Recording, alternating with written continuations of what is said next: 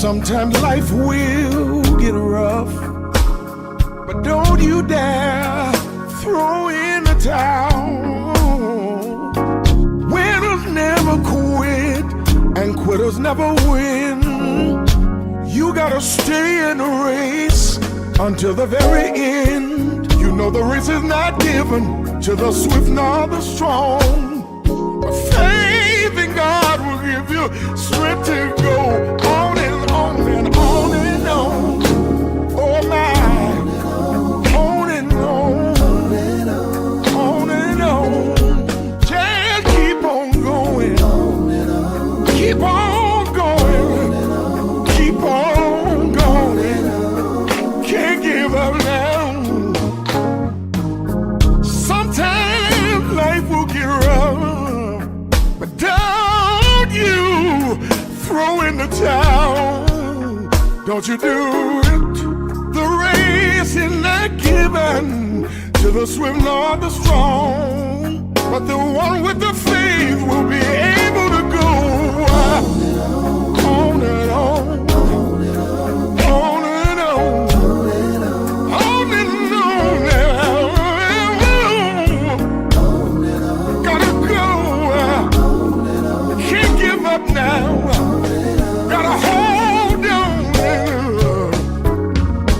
Giving up is not an option. Wherever you are and whatever you're going through, I want you to know God has a plan for you. Don't you give up. Don't quit. Let nothing and no one stop you. You're going to make it through this. You're going to live. You're going to survive. You're going to thrive. Now say to yourself, I can keep on. Yes, I can. Keep on going on. Yes, I can. Yeah. Yes, I can. I'm not gonna give up. I can't give in. It ain't over till I win. I gotta keep on. Oh, and on and on. Oh my, on and on, on and on. Just keep on going, keep on going, keep on going. Can't give up now. Sometimes life will get rough, but don't you throw in the towel. Don't you do it. The race is not given to the swift nor the strong, but the one with the faith will be able to go on and on, on and on, on and on. Gotta go. Can't give up now. Gotta hold on. Giving up is not an option. wherever you are and whatever you're going through, I want you to know God has a plan for you. Don't you give up. Don't quit.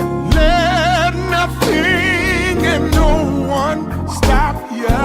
You're going to make it through this. You're going to live. You're going to survive. You're going to thrive. Now say to yourself, I can keep on. Yes, I can. Keep on going on. Yes, I can.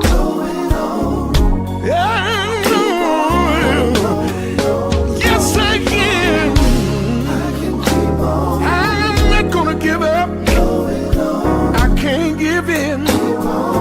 It ain't over till I win. I gotta keep on.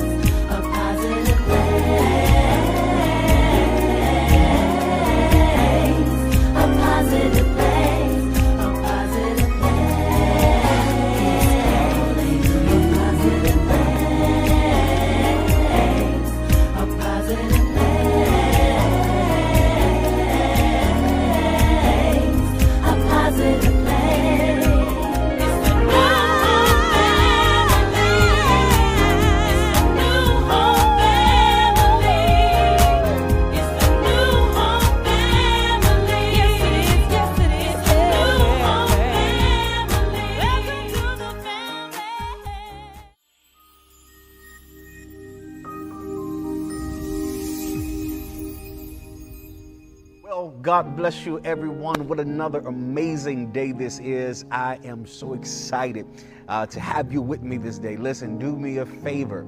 Very quickly, hit that share button, text, tweet, inbox, call, whatever you have to do to bring somebody into this worship experience, this virtual worship experience. Today is going to be an exciting day, and I believe it's going to bless you tremendously. I'm going to talk today about from the subject, fear is a scam. That's right. It's a scam. I know its grips have been on many of you for years and years and years, but ladies and gentlemen, fear is a scam. And when I say scam, I'm making reference to the acronym that fear suffocates creativity, ambitions, and motives. Perhaps, ladies and gentlemen, fear is the most dangerous of all psychological deterrents. And I'm going to show you as we move through this particular lesson how you can handle it and overcome it. Psalm 34, verse 4 through 5, I just want to read that into your hearing. It says, I sought the Lord and he answered me, and he delivered me from all of my fears, all of them. Those who look to him are radiant. Their faces are never covered with shame. Fear is perhaps your greatest liability right now. It's actually not the amount of debt you're in, but it's actually the degree of fear that you are operating in and allowing to be dominant in your life. How many times do we find ourselves frozen by fear? Honestly, if you were to ask me, it would be too many to count, too many to make mention of. Perhaps it would be too embarrassing to even disclose to you how often I have been caught in the grips of fear. The reality of it is that fear kills more dreams than failure has or ever will. There is nothing that so effectively robs the mind of all of its powers of acting and reasoning as fear. At moments when you need to be taking a leap, when you need to be lunging forward, fear causes this overwhelming hesitation that ultimately paralyzes our potential progress and our success. One of the greatest discoveries a man makes, and one of his greatest surprises, is to find that he can actually do what he was afraid he could not do. Have you lived long enough yet to now have accomplished some things that prior to you accomplishing them, there was a season where you were apprehensive even about attempting it, even about entertaining the notion of doing such a thing, because it was such a feat to accomplish. But now that you've accomplished it, you now look back in retrospection and realize how often that fear has kept you from moving into great places of success. Fear takes on many forms. There is the fear of disapproval, the fear of wasted opportunity, of unrealized potential, the fear of failure, the fear of rejection, the fear of being alone, and the list goes on and on and on. John Maxwell once said that the greatest mistake we make is living in constant fear that we will make one. And I cannot tell you how often that has caused many individuals to live in a place of neutrality. They're not gaining any ground. They're not having any increase in momentum. They are simply running in place, if you will. They're in a place of inactivity.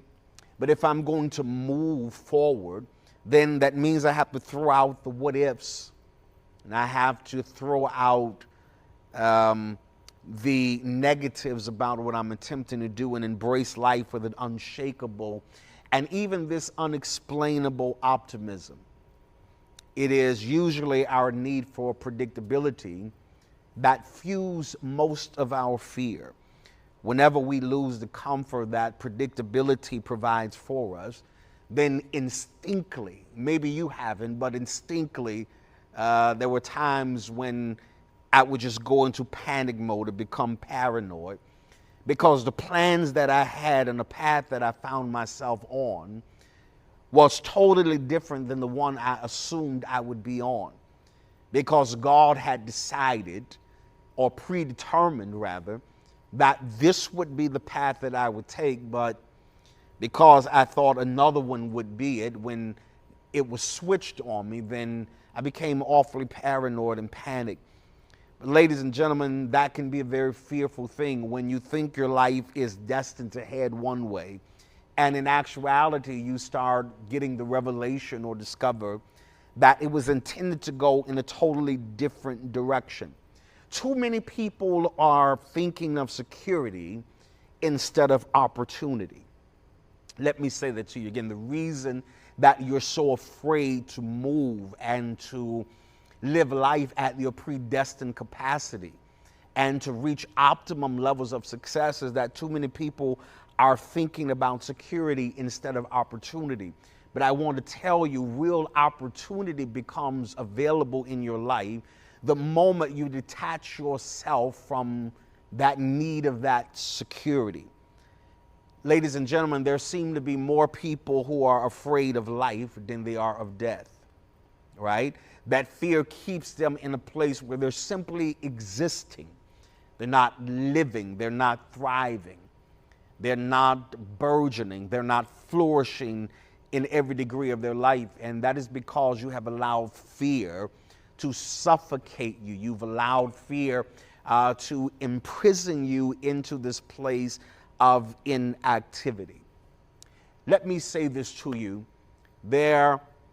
A few nights ago, I was watching this Pixar movie, I believe. I think it was actually called Monsters. And watching it with my grandbaby, and monsters were showing up everywhere on the screen. And one monster said to the other one, who obviously was shaken and fearful, said, aren't you afraid? One of the people, rather, not monster, one of the people said to the other individual when they saw the monsters approaching, they said, aren't you afraid? We need to get out of here, grab ourselves and run. And he said something that shook me to the core. He said to the other individual, there are very few monsters who warrant the fear we have of them. I want you to think about there for a moment. There are very few monsters that warrant the fear that we have of them. Ladies and gentlemen, could it be possible that you are fearing something that doesn't necessarily warrant being afraid of? You are afraid of walking through a particular door, new opportunity, new platform, new location that God has orchestrated for your life, but because of the looming size of the monster and because of how big and how vicious the growl of it is, you decided that your best course of action perhaps would be to run. But the reality of it is there are very few monsters who warrant the fear that we have of them. Operating in fear can be mentally stressful, mentally taxing. It can absolutely take a toll, not just on your faith, but absolutely on your mind. Because the mental stress of feeling fear can lead us to make poor decisions. When we are afraid, hear me, we are less able to accurately assess situations. And so we don't devote much time to deliberation, to the process.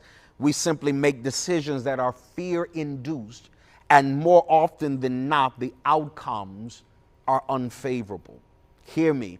The reason that everything that's coming at you seems to be coming at you to push you into a place of panic is to get you to make impulsive popcorn decisions without adequately having enough time to deliberate very carefully and critically about what the next step would be, what your next move should be, because it is fear inducing you to make moves that are ultimately going to be unfavorable.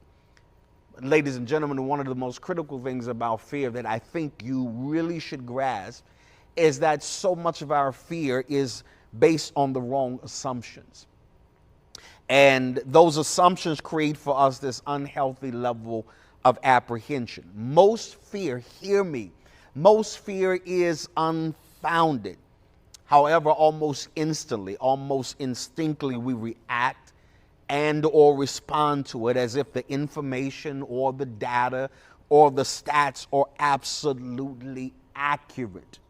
This is why, again, you have to be careful that you're not just impulsively reacting to everything that you see, everything you hear, everything you are reading, everything you are feeling, because there are all signs.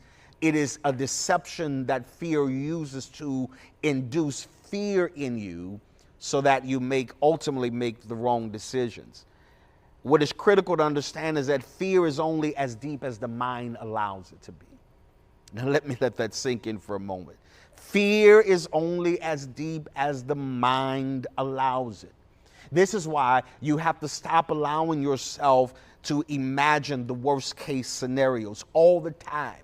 I mean, the slightest sign of trouble, your mind instinctively tells you this is going to happen. It's going to be drastic. It's going to be dreadful. It's going to be devastating. But the truth of the matter is, fear often causes people to run and to replay the worst case scenarios in their mind, because most people think preparing for the worst will somehow make them feel better, when it's absolutely not true at all. It usually creates more anxiety because your fear is not created by the actual situation, but it's created by your thoughts about the situation. Lose your job. I'm going to get put out. My furniture is going to be out on the day. Your mind is rushing you to these dreadful ends. But imagining the worst case scenario will literally run the experience through your mind as if it's actually happening. So what happens then? So you start responding as though that feared event is taking place, which can lead to unnecessary stress. Have you lived long enough by now to see the thing that you fear that would happen didn't happen at all? Or if it did happen, it wasn't as nearly as intense or devastating as your mind was trying to convince you based on the suggestion of your fear. But that's why, hear me, ladies and gentlemen, you have to approach every affair in your life with a clear mind, with a clear heart, and a clear spirit, right? Knowing that whatever happens, the outcome is going to be absolutely favorable on your behalf. The enemy uses fear in order to get you to make these impulsive decisions that ultimately produce unfavorable outcomes. There are these, what I like to call presumptive fears. They arise from events or circumstances that have not happened or may not even happen at all. Again, I've lived through that. I thought this was going to happen. I was bracing for it. And by the time I loosened my grip to check and see if what was going to happen happened, it never did. It is just to keep you inactive. It is to keep you disconnected from moving, from momentum, from covering ground. Ladies and gentlemen, we are more often frightened than we are hurt. I want you to understand that most of us suffer more from imagination than from our reality. You have to get out of your head. Have you found yourself so far in your head that you can't even process your reality because you're in your head? Again, you're playing out the worst case scenarios. You're thinking about what can go wrong, how long this is going to be this bad. These are these presumptive fears. Then there are these preconceived fears. They arise from thinking patterns we've created and become adjusted to, whereby we interpret everything as final. Oh, the doctor said this, so that's final. The lawyer said this, so that's final, right? And so when you have these preconceived fears, then you shut out the possibility of prophetic intervention. You shut out the notion that anything can change beyond what your mind, by your fear, has convinced you that it can be. This is final. Ladies and gentlemen, out of all the liars in the world, sometimes the worst are our own fears. Now, I know some liars, but Nobody has ever lied to me more than my own fear. My fear told me, you can't do that. You'll never accomplish this. Get that out of your mind. Erase that ridiculous notion that you could have this or you could absolutely accomplish this. If you're not careful, fear will have you intimidated by life, by opportunities, by people, by ideas of betterment, and what other people think of you. Oh, God. I wish I had more time, but I know what that senseless cycle feels like. Intimidated by life, by the opportunities, by people, by ideas of better, what other people think of you. But let me just help free you up. You will never please everyone. And rarely is it worth sacrificing yourself to accommodate some other people's belief about who you should be or what you should be doing. Now, ironically, everybody wants change on some level, but most have this fear of change.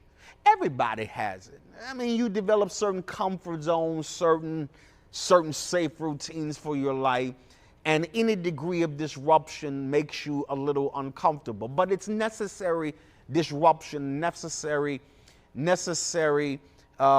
discomfort in order to move you into the place you were intended to be. So you must embrace change. You must embrace it. Change is constant. It's a part of evolution. It's a part of life. It's a part of the human experience. It's a part of the faith experience. You should be believing on a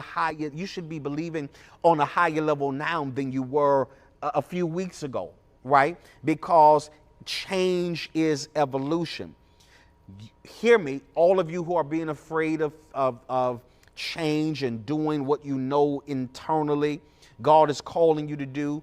You can discover what your enemy fears most by observing the means he uses to frighten you. You don't know how important that was. You can discover what your enemy fears the most about you by observing the means he uses to frighten you. You worked yourself up. You say, I'm going to do a certain thing, and the enemy starts attacking your esteem. He starts attacking your perceived lack of ability to operate at that level or to function in that dimension. But you can always discover what your enemy fears the most about you by observing what the enemy used to frighten you. If you are distressed by anything external, hear me very carefully, the pain is never due to the thing itself, but the pain is caused by your estimation of it. And this you have the power to resolve at any moment. Let me give you that again. If you're distressed by anything external, the pain is never due to the thing itself, but it's your estimation of it, and you have the power to revoke it at absolutely any moment. There's some of you now need to snatch your life back from fear. You've been under its oppression and depression for a long time, but you have the power right now. Let me talk to you right now. You have the power to revoke the power that fear has on you at absolutely any moment. So why not make that moment this moment? Take it back. So what do I have to do if I'm going to walk in a place where I got the revelation that fear is really the scam? Number one, you have to challenge convention. What does that mean? It means that I have to go against the grain in terms of my thinking, in terms of my activity. You have to be bold enough to live life on your terms, hear me, without feeling guilty about being unapologetic. You must have the stubborn refusal not to conform to what's commonly done or expected.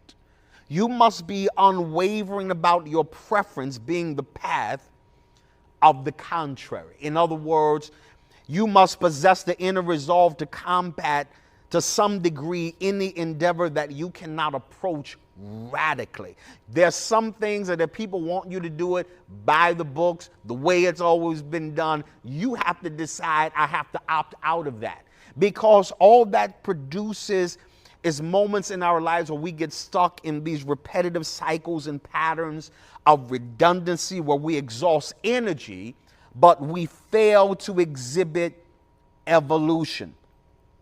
If you change your approach, you can change how accurately you can predict successful progress in your life. But it will not happen until you start challenging convention. No, I don't want to do it that way. I don't want to do it the way those did it. And I'm not using other people as the markers for what I can or cannot do. I have to challenge convention. Number two, I've got to give clearance to my curiosity. It is said that curiosity will conquer fear even more than bravery will. You have to be daring enough to defy any person's objection of your attempt at progress. Here's what you must understand, and I hope you get this in your spirit. Life shrinks or expands in proportion to one's courage. That is so critical because fear wants to keep you in the small, shrunken state. It wants to keep you looking at life through a small, narrow vantage point. But the moment you shed that fear and begin to take that spirit of boldness on you that you have been given by God, the whole world opens up to you.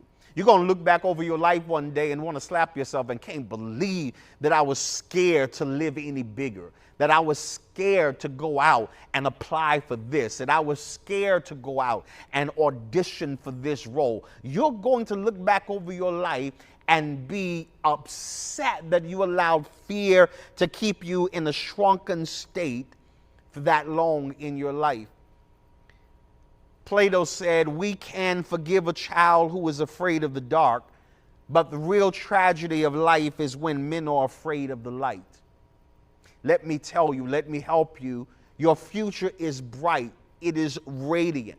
The text I read you in Psalm says the radiance is on your face. Sometimes we are more afraid of the light than we are of the dark. And because we've been in the dark more than we've been in the light, we've been in a dark place, a dreadful place, dry place, a place that is not sufficient, a place that could not accommodate who we are. And sometimes we become afraid of the light. But I want to look you in your eye and I want to tell you to start moving toward that light. There is more expanded existence than the one that you are living now. There is more life for you, but you will never get to it until you give clearance to your curiosity and say, I wonder what would happen if I did this. That's the only way you're going to combat this degree of fear, is that your level of curiosity has to go higher than it's ever been in your life. I wonder, could I captivate an audience? I wonder, could I sell my books or products? You got to get more curious, because when you become curious, there is a degree of freedom and liberty that's going to overtake you and allow you to walk into the light that you were created to walk in. And so not only, ladies and gentlemen, number one is that I've got to challenge convention. Number two, I've got to give clearance to my curiosity. Number three, I've got to stop being so cautious. Now, this is critical because the statement I want to make to you is powerful. And that is, you can never cash in on caution. Let me let that sink in for a moment. You can't cash in on being cautious. Anybody who's ever done anything significant and substantial and made great imprints in the realm of success has done it as a result of being okay with taking certain risk. The problem with most people is that we fear taking risks. Don't fear failure so much that you refuse to try new things.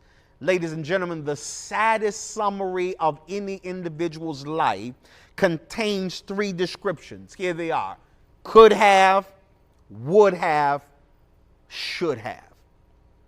Never be afraid to try something new.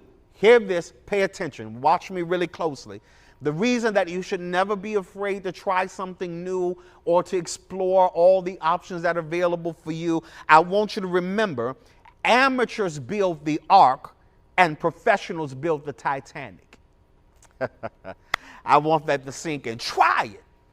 It's not gonna. I'd rather try something that failed than waste 20 years. Said, I should have tried it. Maybe I should have given a go at that. Ladies and gentlemen, you're at the point in your life now where perhaps you might be a little too cautious. You might be a little too reserved. You might be a little too apprehensive because all your life people have told you, it's been inundated in your mind and your spirit. You don't have enough of what it takes. We don't do that in this family. This family makes this amount of money and we're okay with that. And that has influenced you not to thrive and not to move ahead and embrace your God-given right and destiny and entitlement to live a larger life than the one you are living now. The problem is you can't cash in on cautious though.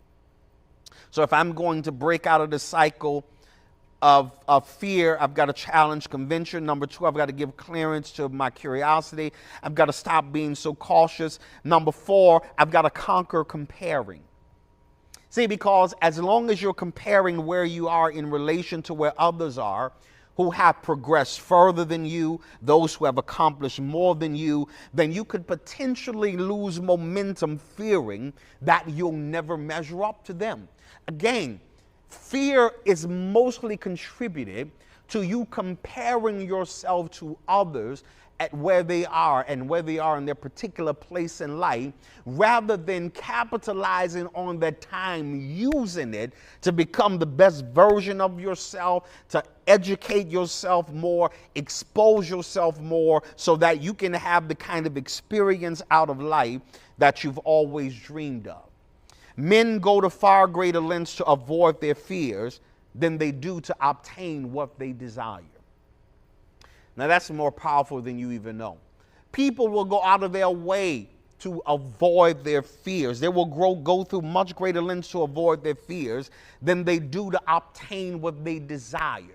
The question is, how much do you desire it? It's not until desire trumps the fear that manifestation occurs in your life.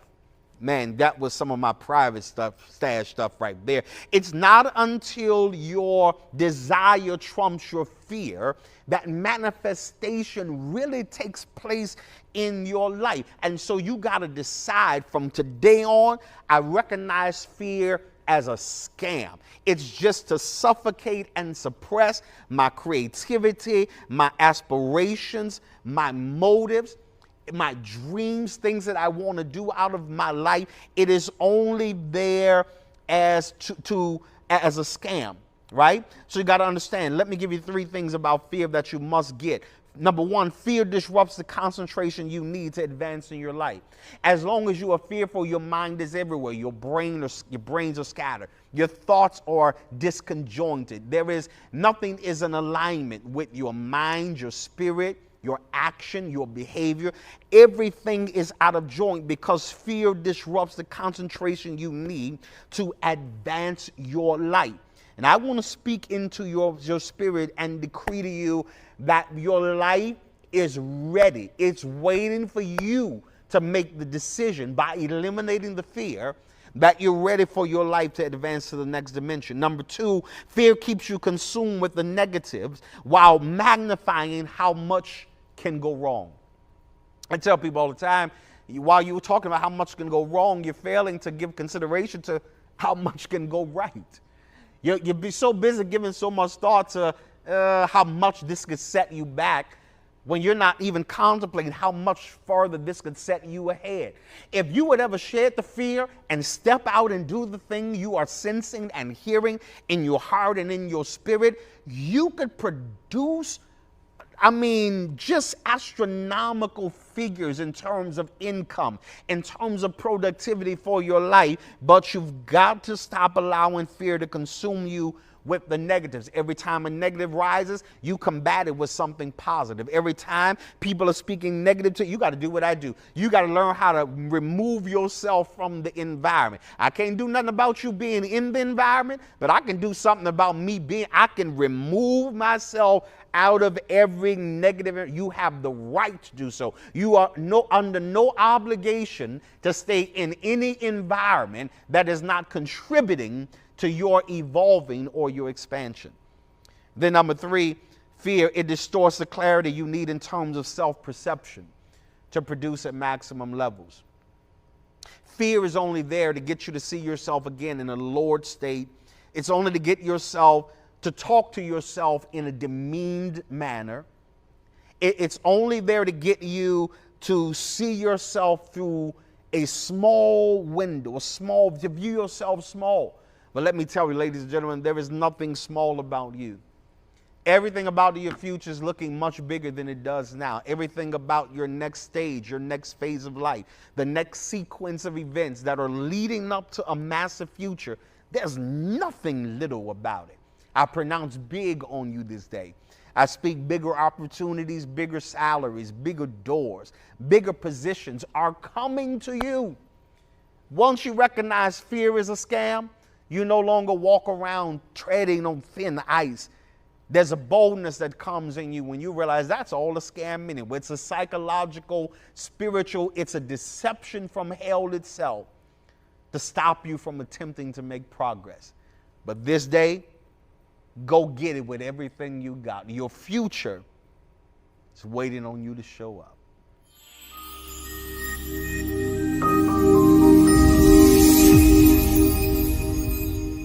Well, it's offering time, my friends, my partners from all around the country. It's time to give, to make investment, kingdom investment, sow seed into blessed soil that is sure to produce a significant harvest like you have never seen before. Again, let me, as always, thank all of you who continually support the work of God in this ministry, not just on Sundays or any other days, but you support it every single week. And for that, I want to thank you. On this day, I'm going to challenge everyone that's watching me this day. I want you to release your faith. I want everyone that's watching that will watch. I want you to release a $30 seed offering. That's right. I want you to invest a $30 seed offering into the ground. I believe, in fact, I know that a harvest is going to come that's going to be plentiful for you. Your days of scarcity are over. When we tap into the system of sowing into the kingdom of God, God's obligated. He obligates himself to bless us in supernatural ways. Those of you who are maybe tithing on this day, of course, I want you to return the Lord's tithe. Simply a tenth of everything God puts into your hand. All of the giving means are right here at the bottom of your screen. Find the one that's the most convenient for you, and please take advantage of it. Thank you in advance for your generosity. May heaven smile upon you and bless you real good.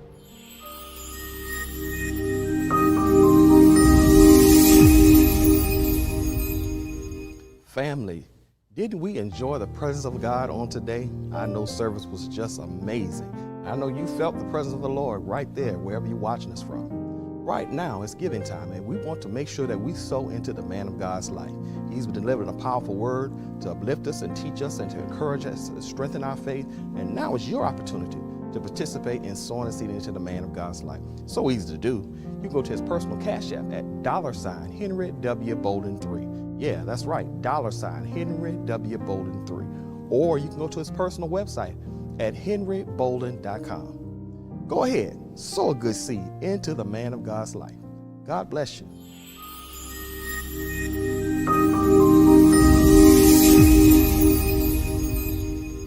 Well, it really is a true saying, time really flies when you're having fun. Listen, I can't even express to you how much of a joy and a pleasure it is for me to have this opportunity to minister to you in the midday session like this. Listen, I thank you again for tuning in each and every week, taking your lunch break or taking a break from whatever it is that you're doing to be here with us in our midweek Bible study.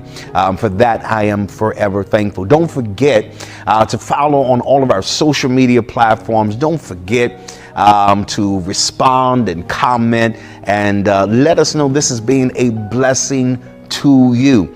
And listen, I want to pronounce God's blessing on your life and your family. May the rest of this week be an amazing week for you. Always remember in parting that things can change for you at any moment. I'll see you next week.